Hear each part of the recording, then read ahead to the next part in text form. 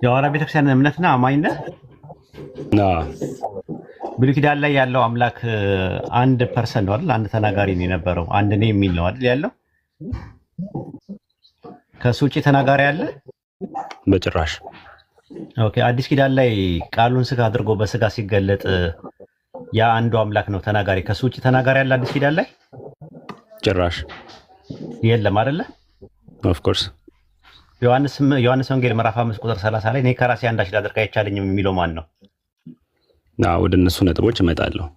አሁን ወደ የመጀመሪያ ጥያቄዎችን ኦፍ ኮርስ ኡስታዝ ማን ነው? ቀላል ጥያቄ ማን ነው? ከሌ ነው በለኝ። እኔ አንተን አልከራከርም። ምክንያቱም ለማልከራከርበት ምክንያት የሐዋርያት ቤተክርስቲያን ስለሆንክ ቅርብ ነው እንትኑ ለዛ ነው። ማን ነው እኮ ጥያቄ ክርስቶስ ነው ያን እየተናገረ ያለው እንጂ አብ አይደለም እየተናገረ ያለው። ኦፍ ኮርስ አብ ነው እየተናገረ ያለው ወይስ ክርስቶስ ነው እየተናገረ ያለው? ክርስቶስ ነው እየተናገረ ያለው አልኩ። ክርስቶስ። ስለዚህ ስንት ተናጋሪ ነው ያለው? ስለ ተናጋሪዎች ልንገርልህ። እኛ በእኛ እምነት አረዳድ ምን አለ መሰለህ፣ አምላክ ቃሉን ስጋ አድርጎ ወደ ምድር ሲመጣ ሰውም ነው አምላክነትም አለው ነው እንጂ አምላክ ከሰው ተገነጣጥሎ አይደለም ያለው። ይህ ሰውነት ስለራሱ ሰውነት ሲናገር ነው ከራሴ ሰውነቱ ከአብ ተነጥሎ ሰውነቱ በራሱ መናገር የሚችል ነገር ነው አይደለም ይል። ለዛ ሰውነት አምላክነት በውስጡ አለው። የአምላክነትም ሰውነትም አለ። ተናጋሪው አንድ አካል ነው። ሰውነት ነው የሚያወራው። በሰውነት በኩል ግን የሚያወራው አምላክን። ቆይ ላብራራልህ እኮ ከእኔ ከራሴ አንዳች አድርግ አይቻለኝም ሲል ከራሴ እያለ የሚያወራው ማን ነው?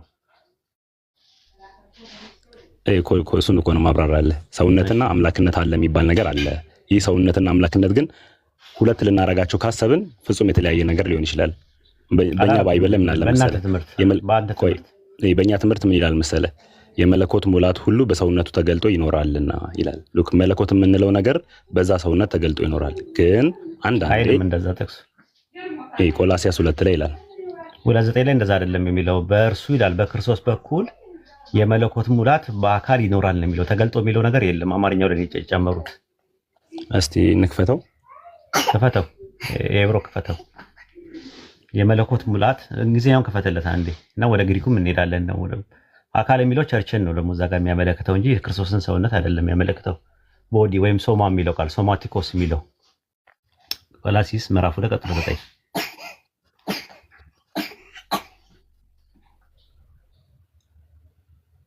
ይታያል። for the full content of divine nature lived in ይላል in Christ ይላል and his እንትን አድርገለት ምንድነው የኤንአይቪ አድርገለት ምንድነው ያወጣው? ኪንግ ጄምስ ቨርዥን ባይብልን አወጣለት ራሱ። ሂማኒቲ የሚል ነገር የለውም ራሱ። ሂማኒቲ ማለት አንትሮፖስ ነው በግሪክ ማለት ነው። ሶማቲኮስ ነው የሚለው እዚህ ጋር። ወደ ግሪኩም እንሄዳለን። ቆይ አሁን ያወጣውን ባይብል ላይ ምንድነው ያለው? አሁን ያወጣውማ እንትን ነው የኤንአይቪ ነው አውቆ ነው ያደረጉት። ሂማኒቲ የሚል ነገር የለውም። እንግዲህ ወደ ግሪክ መሄድ እንችላለን። አውቆ ነው ያስቀመጡት ሂማኒቲ ብለው። ሂማኒቲ ማለት ሰው ነው፣ ሰውነት ማለት ነው። ማን ነው አውቆ ያደረገው? ኤንአይቪዎች ናቸው። ኤንአይቪ ተርጓሚዎቹ ናቸው ያደረጉት። ኪንግ ጄምስ ቨርዥን ባይብል ላይ ያሳያለሁ ልዩነቱን። አንተ ሰፊ ስለሆንክ ነው እንደዚህ ማወራው እንጂ ሌላ ሰው ቢሆን አላወራም ነበር። ምክንያቱም አሁን ኦፕን ስለሆነ አየህ፣ እስቲ እንየው ምናምን ነገር አልከኝ ቶሎ ብለህ። ሌላ ሰው ቢሆን አይፈልግም እንደዚህ አይነት ነገር ማለት ነው። እሺ አውጣለት አንዴ ኪንግ ጄምስ ቨርዥን ባይብል ላይ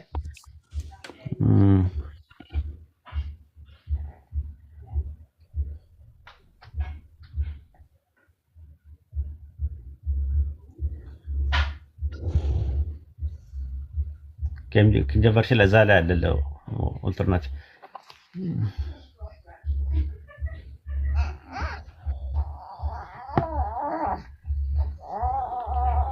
ኪንግ ጄምስ ቨርዥን ባይብል ላይ እንትን አለለ እዛው ላይ አለለ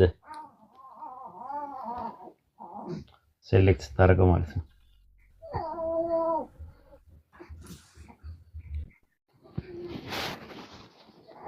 ይታያል።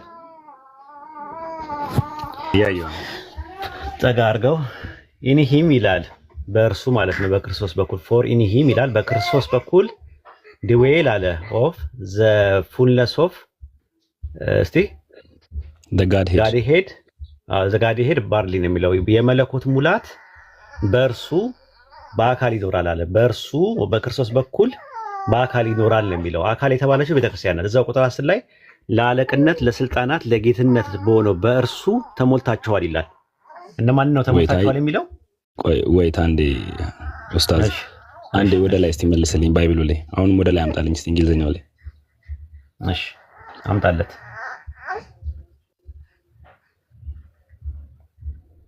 ይሄ ላይክ ጋድ ሄድ ኢን ቦዲ የተባለው ማን ነው? ቦዲ ቸርች ናት የተባለችው። ቦዲ ሶማቲኮስ የተባለችው እዛው ላይ አለ ራሱ ቆላሲስ ላይ ምን ይላል? ቆላሲስ 1:24 ላይ ያወጣለት ቦዲ የተባለችው እዛው በእንግሊዝኛው ላይ ያወጣለት 24 ላይ 1:24 ላይ እሺ 1:24 1:24 ላይ እሺ ያው who now rejoice in my suffering for you and fill up that which is behind of the affliction of Christ in my flesh for his body's sake which is the church ይላል። አካሉ ማለትም ቤተክርስቲያን ብሎ ነው ያስቀመጠው። እዛ ጋር የቆላሲስ የኤፌሶን መልእክት ላይ ሶማቲኮስ የሚለው ቃል የሚመጣው ለአካል የሚለው ቃል የሚመጣው ለቤተክርስቲያን ነው። ስለዚህ የመለኮት ሙላት በእርሱ ይኖራል አለ። ማጋና የሚኖረው አካል ላይ ነው የሚኖረው አለ። ያ አካል ምንድነው? እዛ ቁጥር 10 ላይ ለአለቅነት ለስልጣናት ለጌትነት ራስ በሆነው በእርሱ ማለትም በክርስቶስ ተሞልታችኋል ይላል። የተሞሉት ምንድነው? ኖርዝ ጋድ ሄድ ፉል ጋድ ሄድ አይደለም። ጋድ ሄድን ሳይሆን የመለኮት ሙላት ዲቫይን የመለኮት ሙላት ተሞልታችኋል አለ። ስለዚህ ቤተክርስቲያን የተሞላችው ወይም ደግሞ በአካል ውስጥ የሚኖረው በቤተክርስቲያን ውስጥ የሚኖረው የመለኮት ሙላት ነው እያለን ያለው እንጂ ስለ መለኮትና ስለ ሰውነት ስለ አንትሮፖስ እያወራ አይደለም በፍጹም ማለት ነው። ኤፌሶን 3:19 ላይም እንደዛ ነው የሚለው። ትሞሉ ዘንድ አለ። ምንድነው የምትሞሉት? የአምላክን ሙላት ትሞሉ ዘንድ ይላል። ሰው የሚሞላው እንዴት ነው? የአምላክን ሙላት ሲባል የአምላክ ሙላት ማለት ጸጋ ማለት ነው። ስለዚህ የመለኮት ሙላት በአካል በእርሱ ተገልጦ ይኖራል ማለት ያንን ነው። ተገልጦ የሚለው ነገር የለም ሲጀመር ጀምሮ አማርኛው ላይ የጨመሩት ቢሆንም እንኳን አሁንም የሚያመለክተው ስለ ቤተክርስቲያን ነው እያወራ ያለው። ሐሳብን እንትን በል። ኦኬ እሺ።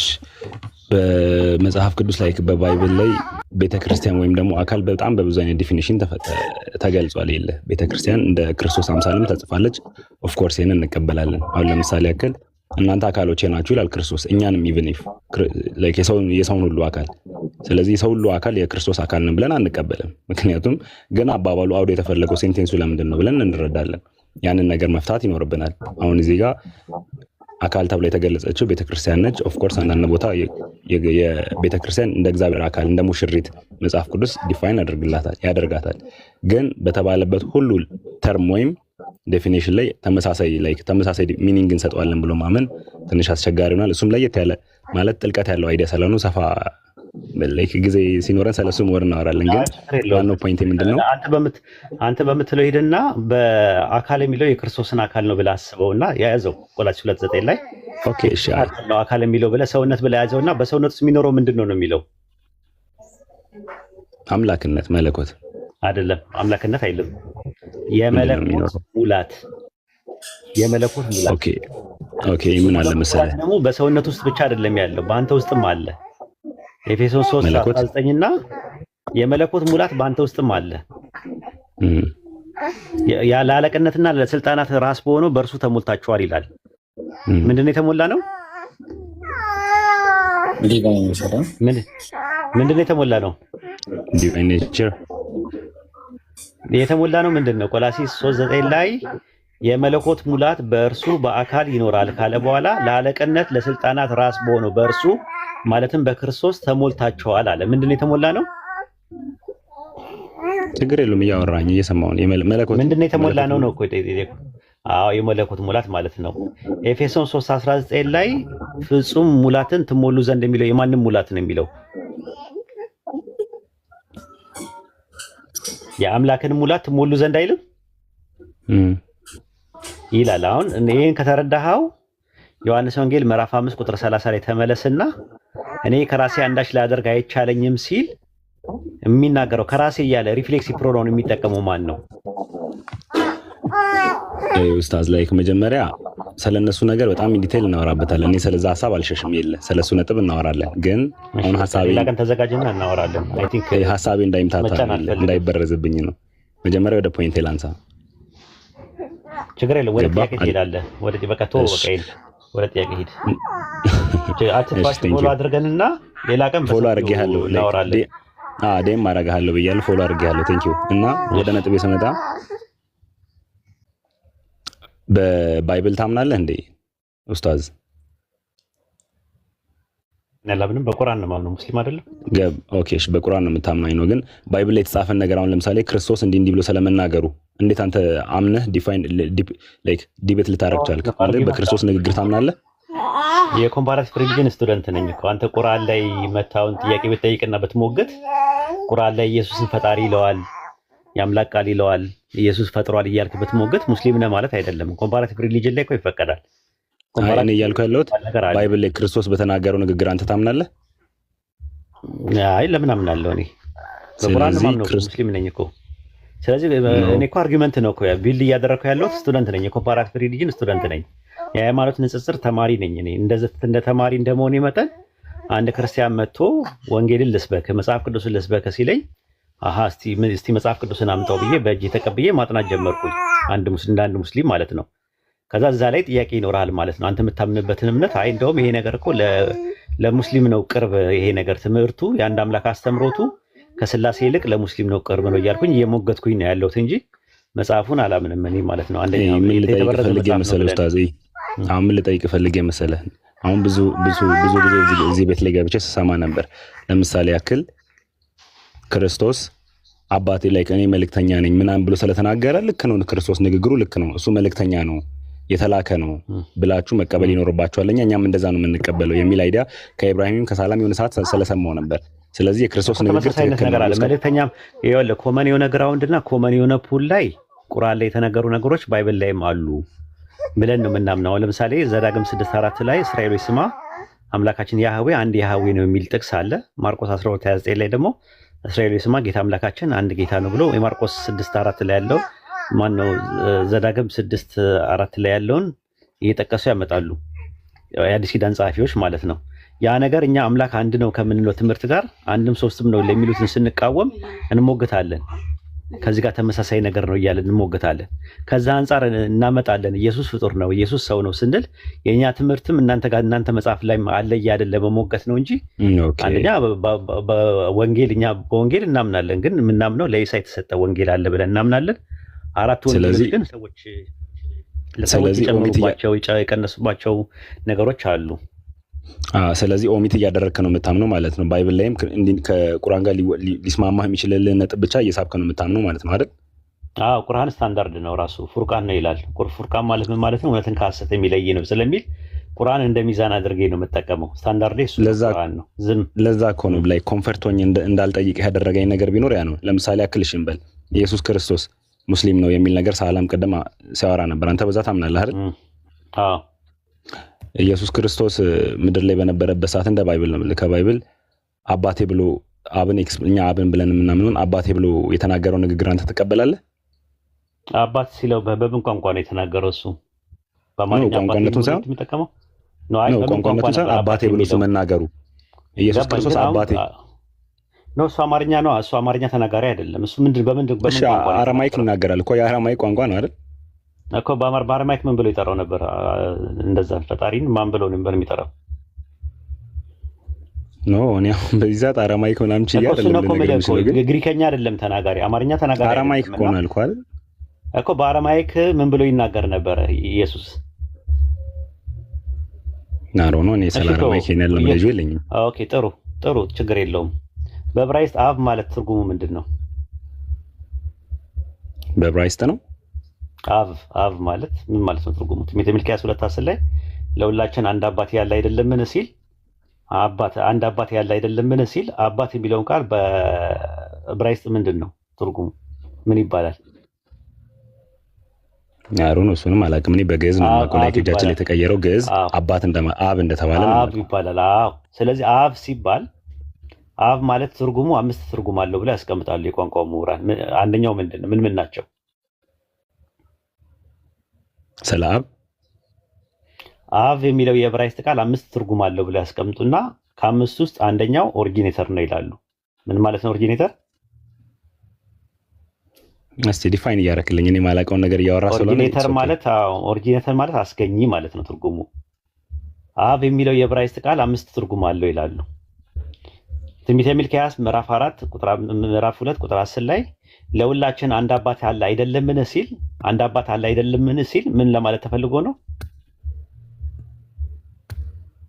ያው አንድ አባት አንድ አብ አለን እያለ ነው እኮ። አንድ ምን አለን እያለ ነው ያለው። አባት ሲል ምን ለማለት ተፈልጎ ነው? አብ የሚለው ምን ተፈልጎ ነው? ያው ፈጣሪ አይደል? አዎ አስገኚ ማለት ነው አይደል? አስገኚ ፈጣሪ አለን እያለ ነው። አስገኚ ማለት ነው። ኢየሱስን ሲያስተምሩት አንድ አባት አለን እርሱም እግዚአብሔር ነው አሉት አይደል? ኢየሱስን እናንተ አምላካችሁ የምትሉት ለእኔ ምን ነው አለ? አባቴ ነው አለ። ምን ማለት ነው? ከመጀመሪያ ሚልክያስ 2:10 ላይ ስትሄድ አብ የሚለው ምን ትርጉም አለው ብያለሁ? ፈጣሪነትን። ስለዚህ ኢየሱስ ፈጣሪ ማን ነው? ወይ አስገኚ ማን ነው? ምን አለ መሰለኝና ቆይ ልምጣልህ። አሁን አገኘው ነጥብን አገኘሁት።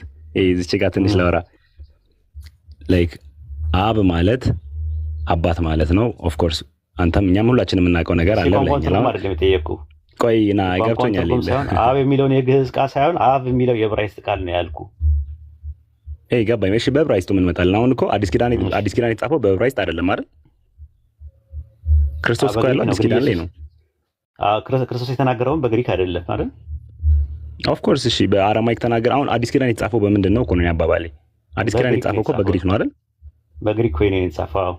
በግሪክ ኮይኔ። ስለዚህ ኢየሱስ ክርስቶስ የተናገራቸው ንግግሮች የተጻፉት በግሪክ። እሺ በግሪክ ኮይኔ ምን አሉት? አባት የሚለውን ቆይ ዋቴቨር ቆይ ኡስታዝ አንድ ያስጨርሰኝ። በግሪክ አልከኝ ራስህ እኮ ነው ያልከኝ። አዲስ ኪዳን የተጻፈው በግሪክ ነው አልከኝ። በግሪክ ኮይኔ ሲጽፉት እነዛ ሰዎች ሲጽፉት ማን ብለው ጻፉት እኮ?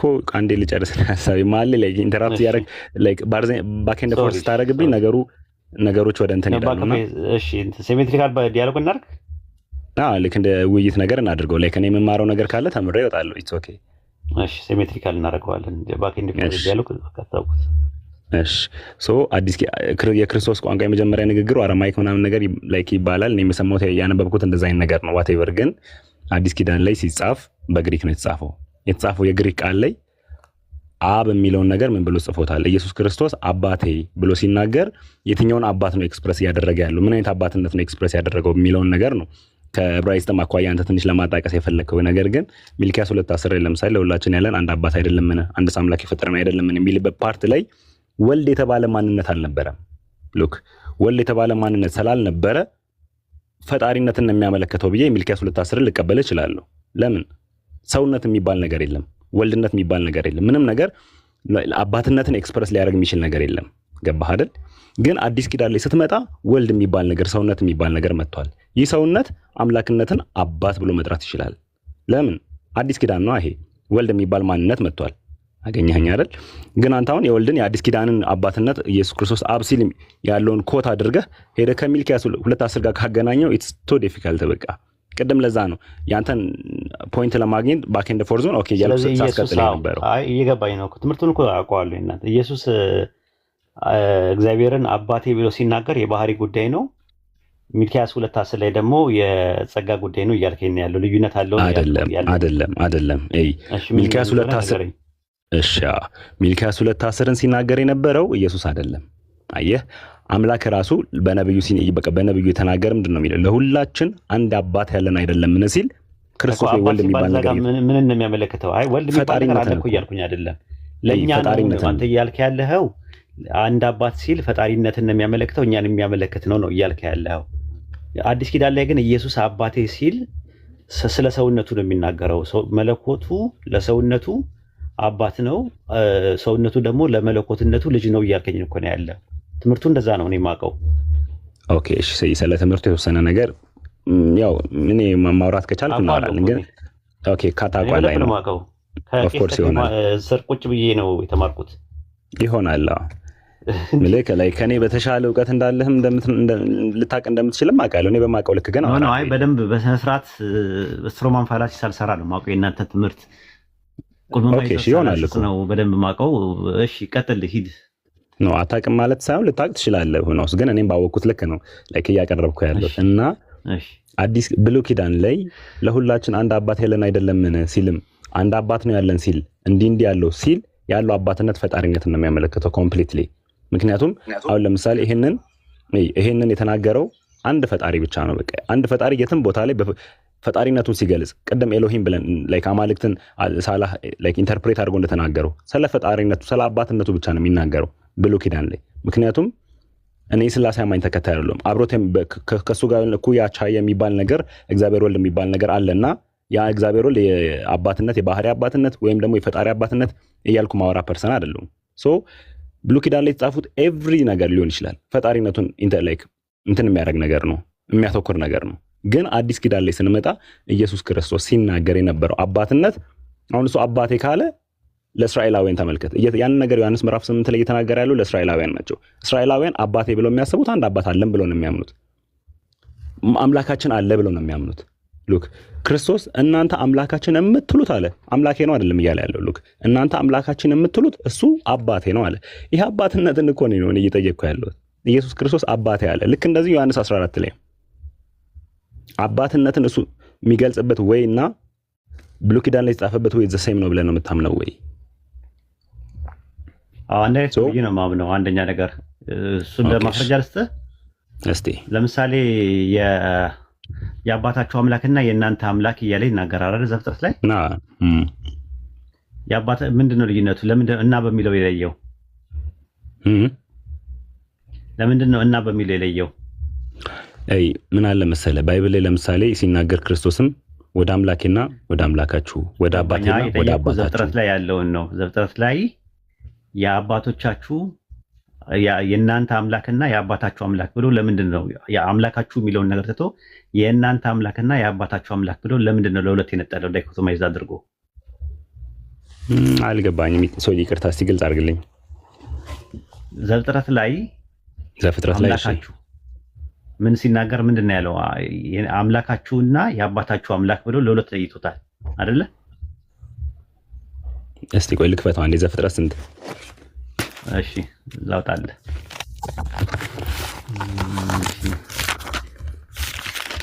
ዘፍጥረት 43:23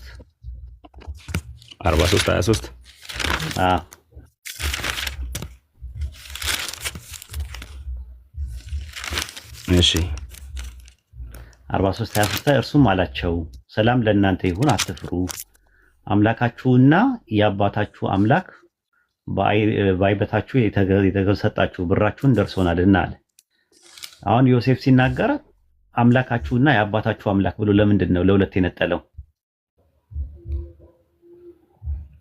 አስቲ ንገረኝ ኢትስ ኦኬ ንገረኝ ያብራልኝ ለማለት ተፈልጎ ነው ወይ የወንድሞቹ አምላክና የአባቱ አምላክ የተለያየ ነው አምላክነቱ ወይ አምላክ ለአባታቸውና ለነሱ አምላክነቱ ይለያያል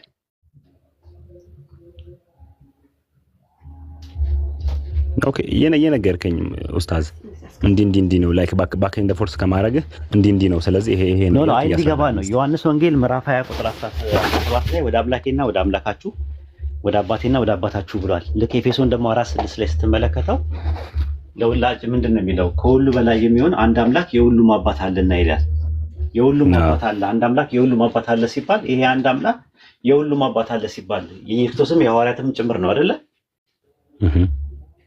አይደለ ኢየሱስ ዮሐንስ ወንጌል 20:17 ላይ ወደ አምላኬና ወደ አምላካችሁ ወደ አባቴና ወደ አባታችሁ አርጋለሁ ባያቸው ብሏል አይደል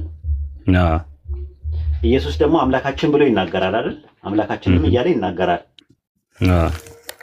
አንድ ላይ ለምንድን ነው አምላካችን የሚለው ያን እኮ ነው እየጠየቅኩ ያሉት አባትና አምላክን ለምን ከፋፈለው ዲቫይን አድርጎ ለምን ጠየቀው ለምን ያወራል እኮ አምላካችንስ ለምን ይላል ኢየሱስ እኮ አምላካችንም ይላል ወደ አምላኬና ወደ አምላካችሁ ብቻ አይደለም የሚለው ገባኝ እኮ ነው እሱ ነው ኡስታዝ እሱን እኮ ነው እያነሳው ያለሁት አባትነትን ከፈለ አምላክነትን አባትነትን አይከፈልም ክብርን ነው የሚያዝልክ ዘፍጥረት ላይ ስነግርህ የዮሴፍና የእንትን ከፍሎ ነው ያስቀመጠው ከፍሎ ማስቀመጡ ቴዎሎጂካል ፋክተር የለውም አምላክ ለአባታቸውና ለወንድሞቹ የተለየ አምላክነት እንደሌለው ሁሉ ዮሐንስ ወንጌል ምዕራፍ 20 ቁጥር 17 ላይ ወደ አምላኬና ወደ አምላካችሁ ወደ አባታችሁና ወደ አባታችሁ ማለቱ ምንም ቴዎሎጂካል ፋክተር የለውም የእሱ አባትነትና ለሱ አብ ለኢየሱስ አምላክና አባት የሆነበት ለሐዋርያቱ ከሆነበት ነገር ምንም የሚለየው ነገር የለም። ባይሆን ኢየሱስ ራሱ አምላካችን ይላል። የኢየሱስ ክርስቶስ አብ ለኢየሱስ አምላክ ሲሆንና አብ ለሐዋርያቶቹ አምላክ ሲሆን ልዩነት አለው? አብ ለሐዋርያትና ለማን ሲሆን? ለኢየሱስ ሲሆን አምላክነቱ ልዩነት አለው? የለውም። የለውም እኮ እሱ ነው። ግን አባትነቱም እንደዛ ልዩነት የለውም ነው እያልኩ ያለሁት። ኦኬ፣ እሱን አሳየኝ እስቲ። ኦኬ፣ አባት የተባለበት ምንድን ነው? ለምንድን ነው አባት የተባለው? እሱን በቀላሉ መረዳት ትችላለህ። አብ ለኢየሱስ አባት የተባለው ምን ስላደረገ ነው? ናየ ላይክ እኛ አባትነትንና ልጅነትን የምንረዳው እንደ መሰለኝ ክርስቶስ ላይ በአምላክነትና በአባትነት ፍጹም ልዩነት የተወሰነ ያህልም ልዩነት እንዳለው አምላክነትን ተወውና አባት ቆይ ገባኝ። ወደ አባትነት እመጣለሁ። ይሄ ኡስታዝ ወደ አባትነት እመጣለሁ። ይሄ ወደ አባትነትና ወደ እንትንነት እመጣለሁ። ግን ምን አለ መሰለህ ኢየሱስ ክርስቶስ ሲናገር አሁን መጽሐፍ ቅዱስ ለድንግል መጥቶ መልአኩ ገብርኤል ሲያበስራት ምንድነው የሚለው? ካንቺ የሚወለደው እሱ ቅዱሱ የእግዚአብሔር ልጅ ይባላል አላት። ሉክ የሚወለደው እሱ የእግዚአብሔር ልጅ ነው። ግን ልጅነት እንዴት ትፈቱታላችሁ? እሱም የራሱን የቻለ አይዲያ ነው። ይሄ የሱ ልጅነትና የኛ ልጅነት ፍጹም ተመሳሳይነት አይደለም። የሱ ልጅነት የአምላክ ቃል ስጋ የሆነበት ነው። የአምላክ ማደሪያነት ነው። እኛ እንደኛ አመኔታ ነው የምነግርህ እንደ ባይብል። የክርስቶስ ልጅነት ወይም ልጅነት ብላ የምንጠራው ያ ስጋነት ሰውነትን ፓርት ነው። እዛ ልጅነት ደግሞ የአምላክ ሙሉ ማደሪያነቱ ነው ብለን የምናምነው የምንቀበለው። ስለዚህ የአምላክ ወይም የአብኛ ብለን የምንጠራው አምላካችን አብ ነው። የዛ አብ ማደሪያ ሰውነቱን ስጋውን ልጄ ብሎ እስከጠራው ድረስ የአብ ልጅነትና የኛ ልጅነት ይለያያል። የወልድ ልጅነትና የኛ ልጅነት ይለያያል ማለት ነው። ገባህ አይደል? ግን በአምላክነት ብትሄድ ሐዋርያ ጳውሎስም እንደተናገረው ለሁላችን አንድ አምላክ አብ አለን ብሎናል። ሉክ ለሁላችንም ያለን አንድ አምላክ አብ ነው። ያ አምላካችን ብለን አብ የምንጠራው አባታችን አምላካችን ግን ምን አደረገ? የሰውን ልጅ ከራሱ ጋር ለማስታረቅ ሲል አንድ ሰውነት አዘጋጀ። የዛ ሰውነት ስጋው መጠሪያው ስሙ ኢየሱስ ክርስቶስ ነው። ወይም ደግሞ ወልድ የምንለው ነገር ተወለደልን።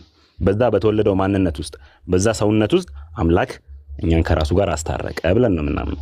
ስለዚህ የክርስቶስ የወልድ አባትነትና የኛ አባትነት ሴም አይደለም። ግን ክርስቶስ ሲናገር እስራኤላውያኖችን ጠርቶ እናንተ አምላካችን የምትሉት እሱ የኔ አባቴ ነው አለ። ሉክ ዮሐንስ 14 ላይም ሲናገር አብ በእኔ እንዳለ እኔም በአብ እንዳለው አታምኑምን ብሎ ተናገረ። which is እኛ በአብ ውስጥ አለን ማለት አይደለም።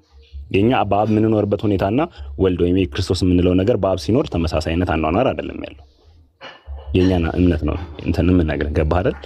ሶ አባትነትና አምላክነት የክርስቶስና የኛ ፍጹም የተለያየ ነው። ኢየሱስ ክርስቶስ ልክ እንደዛው በተናገረው ኦንቶሎጂካል ነው ወይስ ሜታፊዚካል ነው ልዩነታቸው? የምንና የምን የኢየሱስ ለኛ አባት ሲባልና ለፍጡሮች አባት የተባለበትና ለክርስቶስ አባት የተባለበት ዲፈረንሳቸው ኦንቶሎጂካል ነው ወይስ ሜታፊዚካል ነው? እስቲ ዲፋይን ያደርክልኝ። ኦንቶሎጂካል ስትል ምን ማለት? አሁን ለኛ ይኸውልህ አንደኛ ምንድነው ትንቢተ ሚልክያስ ምዕራፍ 2 ቁጥር 10 ላይ ለሁላችን አንድ አባት ያለ አይደለም ምን ሲል አባት የሚለውን ነገር ፈጣሪ መሆኑን እንደሚያመለክተው ብለን እኔና አንተ ተስማማን። ምን ሲል ለክርስቶስ አንድ አባት ሲል አንድ አስገኝ ወይም አንድ ፈጣሪ ማለት ነው በሚል ተስማማን አይደል? እሺ።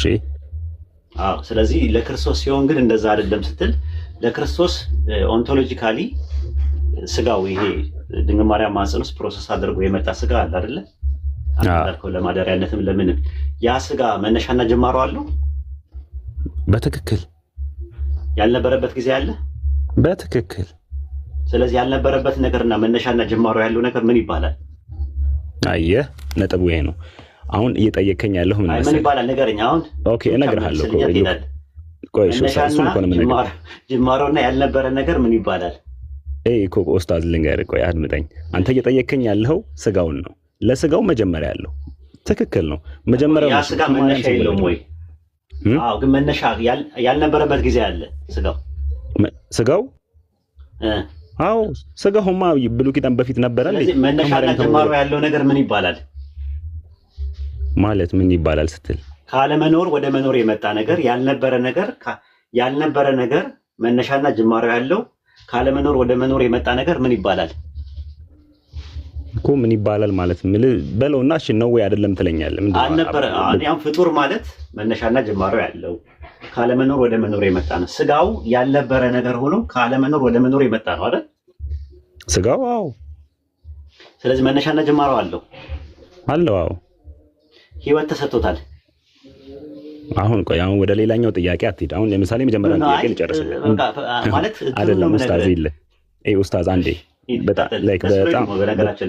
በጣም እኔም ደስ ብሎኛል በፖላይት ነው ማወራ ላይክ እንዳልኩ ነው እናንተ አንድ ወዳጅ ኦማር የሚባል ነው ሰጀስት ያደረገኝ ኡስታዝን እኔ እንዲያወራህ ዲኤም አደርገዋለሁ እና እንሰላለኝ ነው በትህትና ማወራ እና ምን አለ መሰለህ አሁን የጠየቀኝ ጥያቄ ለጥያቄ ከመደራረበ በፊት ስለ ሰውነቱ ነው ኮምፕሊትሊ ሰውነቱ መጀመሪያ ያለው መቼ ከድንግል ከተወለደ በኋላ ሰውነት የጀመረው የዚህ ሰውነት ግን ላይክ ዮሐንስ በራዩ መጽሐፍ ላይም ሲናገር ነበር በስጋነት የተጀመረው አዲስ ኪዳን ላይ ነው ግን ይሄ ሰውነት ስጋነት ከመጀመሩ በፊት በምንነት ይኖር ነበር ካልከኝ ደግሞ አንድ ነጥብ አለን ዮሐንስ በራዩ መጽሐፍ ላይ ሲናገር ምን አለ መሰለህ በደም የተረጨ መጎናጸፊያ ለብሷል ስሙም የእግዚአብሔር ቃል ይባላል ተብሎ ተነገረን ዮሐንስ ምዕራፍ 19 ላይ ይህ ሰውነት የጀመረው ከድንግል ማርያም ነው ግን ከድንግል ማርያም ከመጀመሩ በፊት ይህ ስጋን ምን ብለን እንጠራዋለን ካልከኝ ቃል በሚል ነገር እንጠራዋለን ሉክ ይሄ ቃል ግን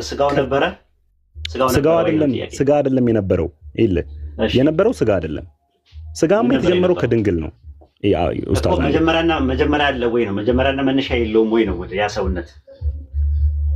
ሰውነቱ ካልከኝ መጀመሪያ ያለው ኡስታዝ ያልተረዳኝ ነገር መጀመሪያ ያለው ያልነበረ ነገር ወደ መኖር የመጣ ነገር መጀመሪያና መነሻ ያለው ነገር ምን ይባላል ማለት ምን ቅድም ያልኩኝ ነው ምን ይባላል ያልከኝ ይባላል ምንድነው ከሁለት አንዱ ፈጣሪ ነው የሚባለው ወይስ ፍጡር ነው የሚባለው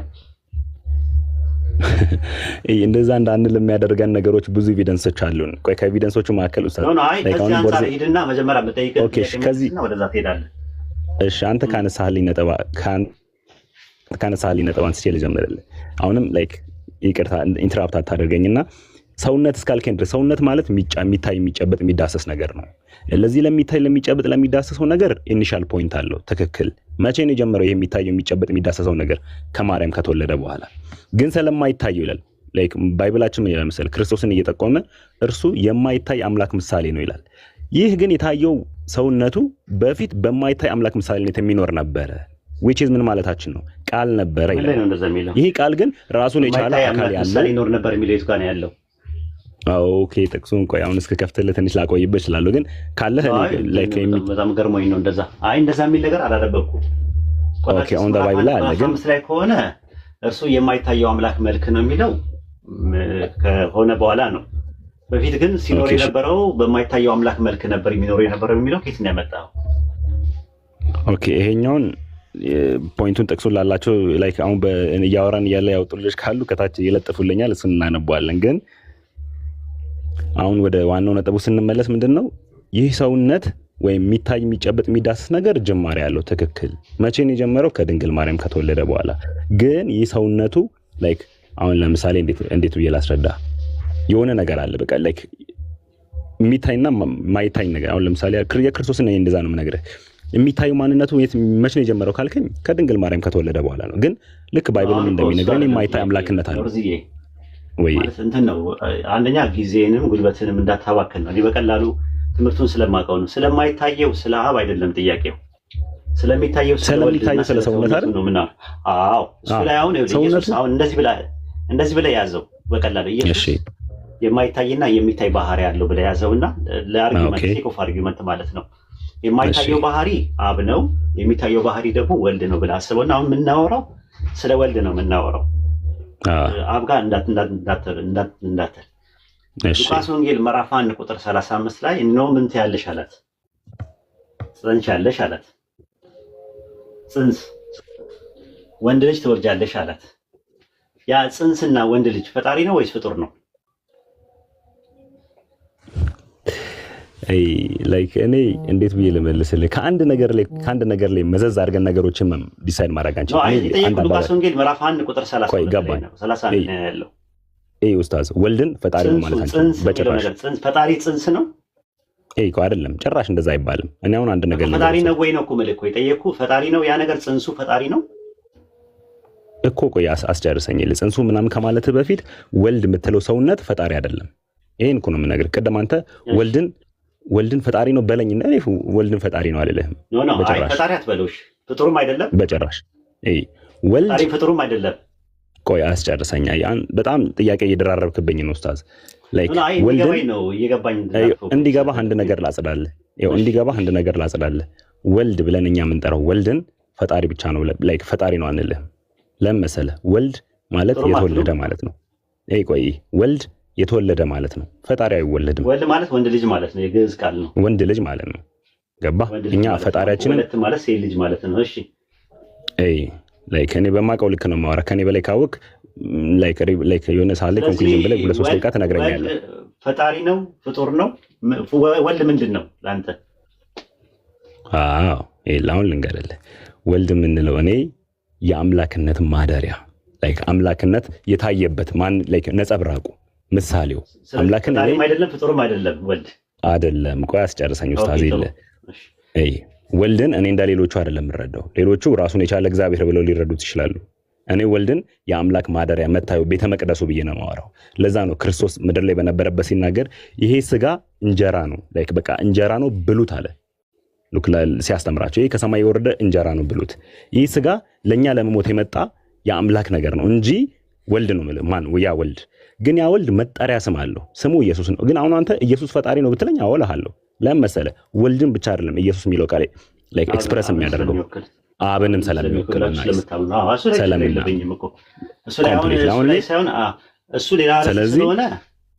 ስለዚህ እኔ የምለው ምንድነው የአብም ስም ነው ወይ የአብም ስም ኢየሱስ ክርስቶስ የሥላሴ አማኞች ያልተረዱት ነገር ኢየሱስ ስትሉ ሁሉ ጊዜ የሚያስቡት ወልድ ብቻ ነው የሚያስቡት። ወልድም ብቻ ነው ያ ነገር ነው የሚያስቡት። ለዛ ነው ፕሮብሌም የፈጠረባቸው። ኢየሱስ እናንተ የአብም የወልድም ስም ነው። ልክ መለኮትና ሰውነት እነሱ እንደሚሉት መለኮቱ በመለኮቱ አብ ነው፣ በሰውነቱ ደግሞ ወልድ ነው። ኢየሱስ ሲባል ግን የአብ ስም ሆኖ ከጥንት ጀምሮ የነበረ ስም ሆኖ ሰውሮት የነበረ በአዲስ ኪዳን ላይ አዲስ ስም አድርጎ ለወልድ የሰጠው ስም ነው ብላችሁ ነው የምታምኑት። ቴዎሎጂ እንደዛ ነው። ያንን ካለመረዳት የተነሳ ነው። አሁን እኔ ግን ሥላሴ አማኝ ብላ ያነሳቸው ለእኔ እንደ ዲሉዥን ዓለም ውስጥ ያለ ነው። ላይክ ለኔ አሁን ይሄንን ላነሳውልህ ምን ያህል እንደተረዳሁ ሐሳብን ተረድቼው ነው ጥያቄ የምጠይቅህ። በጣም ነው የማመሰግነው። ይሄንን ነገር ከተረዳኸኝ ወልድ የሚባለው ነገር ድንግል ማርያም ማህፀን ውስጥ ፕሮሰስ ያደረገው ፈጣሪም ፍጡርም አይደለም ብለህ ነው አይደል የምታምነው?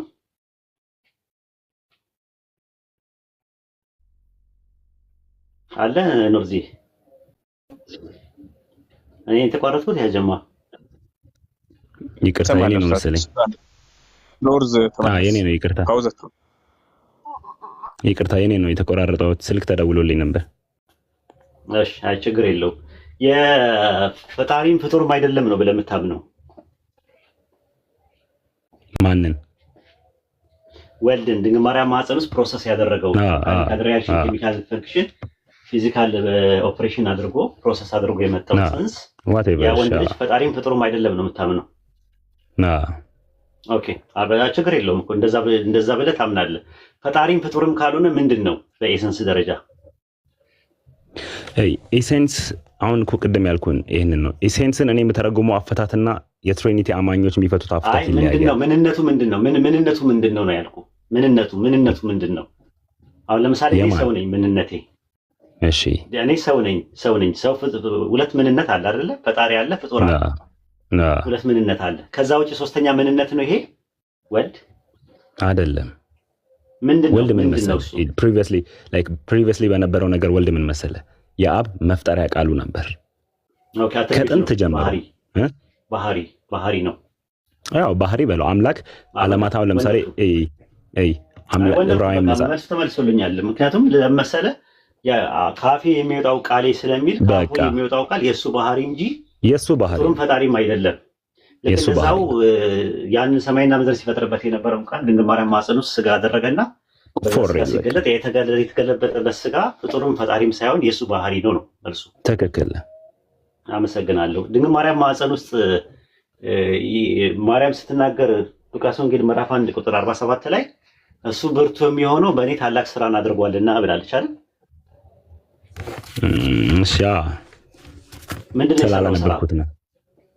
ምንድነው የሰራው ስራ? ማን? አብ የሰራው ስራ ድንግል ማርያም ማፀን ውስጥ ምንድነው? ኡስታዝ በጣም ጥያቄ ደጋግም ብዙ ጥያቄዎች እየጠየቀኝ ነው። አይ ምንድነው ስራ የሰራው ስራ ምንድነው ነው የጠየቀው? ነው ትጠይቃለህ፣ ችግር የለውም ሰጣለሁ። ገብቶኛል። እሺ ቆይ አሁን አይደለም አንድ ነገር ኮንክሉድ እያደረግን እንለፍ። ኖ አይ ፈጣሪም ፍጡርም አይደለም ባህሪ ነው ስላልከኝ ባህሪ ነው ወይ አይደለም የሚለውን ነገር ለማጥራት ስለፈለኩኝ ነው እኮ። ቆይ አንድ ነገር ቁጥር 47 ላይ በእኔ ታላቅ ስራን ሰርቷልና ስትል ምንድነው የሰራው? አብ በድንግል ማርያም ማፀን ውስጥ ምንድነው የሰራው? ቃሉን ስጋ አድርጓ። ስለዚህ የተሰራ ነገር አለ ማለት የተሰራ ነገር ማለት የተሰራ ድንግል ማርያም ማፀን ውስጥ የሰራው ነገር አለ። አብ የሰራው ስትል የሆነ ላይክ ባዮሎጂካል ነገር ነው ወይስ ምን ነው? የሰራው ነገር አለ ወይ? ስራ ሰርቷል ወይ? የተሰራ ነገር አለ? ተሰራ እኮ እኛ የምንለው ነገር ከመንፈስ ቅዱስ ስለተጸነሰ ላይክ እግዚአብሔር ቃሉን ስጋ ስላደረገ ብቻ ነው። ቃሉን በድንግል ማርያም ነገር አለ ወይ ነው ያልኩህ። የተሰራ ነገር አለ ወይስ የለም እኮ? ምንድነው ያ ባዮሎጂካል ነው እያልከኝ ያለው? ምን አይነት አሰራር ነው? እኔ ጽንሱ የተሰራ ነው ወይስ አይደለም? በአምላክ አዎ፣ እንደዛ እኮ ነው አይደል ባይብል የሚያስረዳን። ስለዚህ የተሰራ ነገር ምን ይባላል ማለት? ምን ይባላል የተሰራ ነገር? መነሻ ያለው ካለመኖር ወደ መኖር የመጣ ነገር ምን ይባላል? የተሰራ ነገር አሁንም ግልጽ አይደለም። የሆነ ቃሉን በለኝና እንደዚህ ነው ወይስ አይደለም በለኝ። ኦኬ የተሰራ ነገር ተሰርቷል ከተባለ አሁን ለምሳሌ ኢሳይያስ ምዕራፍ 43 ቁጥር 10 ላይ ፍጡር ነው ለማለት ነው። ለምሳሌ ከኔ በኋላ ይሰራል እንዳሉ ፍጡር ነው እያልከኝ ነው። ታዲያ የተሰራ ነገር ምንድነው? የተሰራ ነገር ከኔ በኋላ ምኑን ነው ከማህፀን የሰራው ሲል ምንድነው? ጽንሱ ያልነበረው ወደ መኖር ያመጣው የሰራው ፕሮሰስ ያለ ጽንስ ይላል እኮ እዛ ጋር።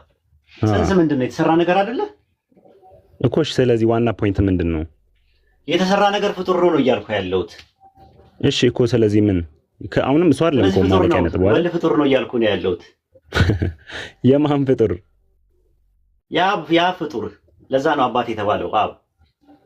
አየህ አሁን እዚህ ጋር ነው ትልቅ ልዩ ነው። አሁን እኮ ለዚህ ነው ነጥብህ እሱ አይደለም ዋና ማለቂያህ ነጥብህን ንገረኝ አልኩህ። ለዚህ ነው ሉክ እኮ ለዛ እኮ ነው የምልህ። እኔ ይኸውልህ ቆይ አዳምጠኝ። ማነው ርዝጌ? አንደኛ ካለመኖር ወደ መኖር መምጣቱ፣ ሁለተኛ መነሻና ጅማሮ መኖሩ፣ ሶስተኛ ነገር ደግሞ የተሰራ መሆኑ፣ አራተኛ ደግሞ ዮሐንስ ወንጌል ምዕራፍ 5 ቁጥር 26 ላይ አብ በራሱ ሕይወት እንዳለው ለወልድም በራሱ ሕይወት እንዲኖረው ሰጥቶታልና አለ። ወልድ ሕይወትን የተሰጠ ስለሆነ በባዶነት የተቀደመ ነው። በባዶነት የተቀደመ ነው። ሕይወት አልባ ነበረ። ሕይወት ስለተሰጠው የተፈጠረ ነገር ነው ብዬ ነው የምነግርህ። 1 2 3 4 5ኛውና የመጨረሻው ዕብራውያን 1:5 ላይ እግዚአብሔርም አለኝ አንተ ልጄ ነህ እኔ ዛሬ ምን አልኩ ይላል። ወለድሁ ዛሬ ወለድኩ ማለት ነው። አምላክ ዮሐንስ ወንጌል 4:24 ላይ መንፈስ ነው በልቦት ነው። ስለሱም እናወራለን። እኔ ስለ እንደዛ አይነት ነገሮች ፈጠርኩ ማለት ነው። ኡስታዝ ስለ እንደዛ አይነት ነገሮች በቂ ኤቪደንስም በቂ ናውሌጅም አለኝ ብዬ አስባለሁ። በመጠኑ ቢሆንም ግን ስለ እነዛ እናወራለን። አሁን ዋናው ፖይንት ምን መሰለህ? ለምሳሌ እሺ እንደ ምሳሌ አንድ ነገር እናወራ። ቁርአን ምንድን ነው? ቁርአንማ ባህሪ ነው እኮ በለን ቅድም ባህሪ ፍጡር ነው።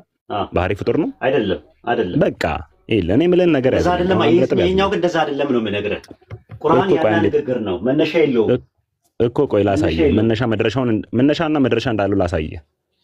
ቁርአን ያለ ንግግር መነሻና መድረሻ የለውም፣ ሪቪልድ ነው የሚሆነው። ቆይ እኔ አንድ ነገር ላሳየህ፣ ከእኔም ከማስረጃ ላሳየህ አይደል? እሺ አሁን ለምሳሌ ቁርአን ለመጀመሪያ ጊዜ የወረደው ለነብዩ መሐመድ በ630ኛው ዓመተ ምህረት አካባቢ ነው ተብሎ ይታመናል አይደል?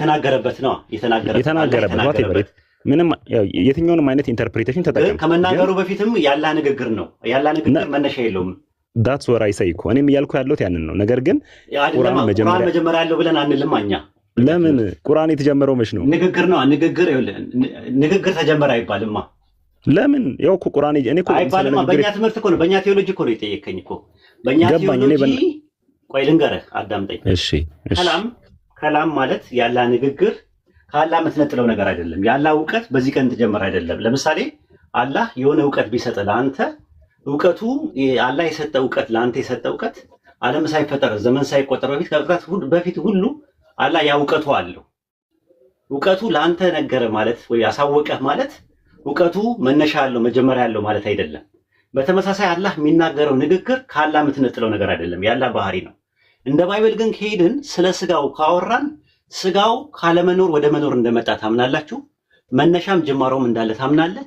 የተሰራ ነገር እንደሆነ ታምናለህ። የተወለደ ነገር እንደሆነ ታምናለህ። የተወለደ ነገር ከሆነ የተሰራ ነገር ከሆነ አንድ ነገር መነሻና ጅማሮ ካለው ፍጡር ነው አንደኛ። ሁለተኛ ነገር ደግሞ ባህሪ አይደለም ሲጀመር ጽንስ ነው ራሱ የተባለው ጽንስ ፕሮሰስ አድርጎ የመጣ ነው። 9 ወር የተረገዘ የተጸነሰ ነገር ነው፣ ወንድ ልጅ ነው። ይሄ በ8ኛው ቀን ሊገረዝ የተዘጋጀ ደም የሚፈሰው ነገር ስጋና አጥንት ያለው ነገር እንጂ ባህሪ አይደለም እዛ ላይ የነበረው። አንተ ለአርጊመንት ያክል እሺ ብዬ ስቀበልህ ከዛ በፊት ባህሪ ነበረ ወይ ብስልህ አዎ ስትለኝ ለአርጊመንት እንዲገባ ከሚለው አንጻር እንጂ ድንግል ማርያም ማህፀን ውስጥ የተፈጠረ ነገር አለ ማለት ነውና ያንን ነው የምለው። አይ ቲንክ ኡስታዝ አንድ ደቂቃ ላውራና እኔ ላይክ እና አይ ቲንክ ጃቢር ማውራት ፈልጓል፣ በጣም ጓጉቷል። ኦኬ እሺ ሶሪ አንዴ ኡስታዝ አንድ ደቂቃ ላውራና ላይክ ወደ እኔ መጀመሪያ የገባሁበትን ዓላማ ጥያቄ ጠይቄ ልውረድ። ያው እድሉን ስለሰጣችሁ በጣም ቴንኪው። ግን ችግር የለውም። ኦኬ እሺ እና ምንድነው ላይክ እኔ ማለት የፈለኩት ሰውነቱን ቅድም ብያለሁ። ስጋ ካልከኝ ስጋ መጀመሪያ ያለው የስጋው ግን ማንነት ባህሪ ካልከኝ ወደ መጀመሪያ ወስዳለሁ። ለዛ ንግግሩ ጅማሬ የለውም። አሁን ልክ እኔ እንደ አግሪመንት ከቅድም ጀምሮ አዎ እሺ ያልኩ ነገሮች አሉ። ነጥብህን ለማወቅ ለመረዳት ያክል ካለኝ ፍላጎት የተነሳ ሉክ አሁን ቁርአን ለመጀመሪያ ጊዜ ሲወርድ አሁን እጃችን ላይ ወይ እጃችሁ ላይ ላለው ስለ ቁርአን ነው ምልህ። ያ ቁርአን እጅ ላይ ያለው ቁርአን መጀመሪያ ያለው ምልህ ለነብዩ መሐመድ ከመወረዱ በፊት ለማንም እንኳን አልወረደም አይደል? ለነብዩ መሐመድ እጁ ላይ ወረደ ምን ቁርአን። ያ ቁርአን ግን ተፈጠረ አትለኝም፣ ተወለደም አትለኝም። ግን እኮ ጅማሬ ነበረው። መቼ? በ630ኛው ዓመተ ምህረት ላይ ለማን? ለነብዩ መሐመድ። ጅማሬ ያለው የምትለኝ መቼ መሰለ? ከመውረዱ በፊትም ነበረ ትለኛለህ።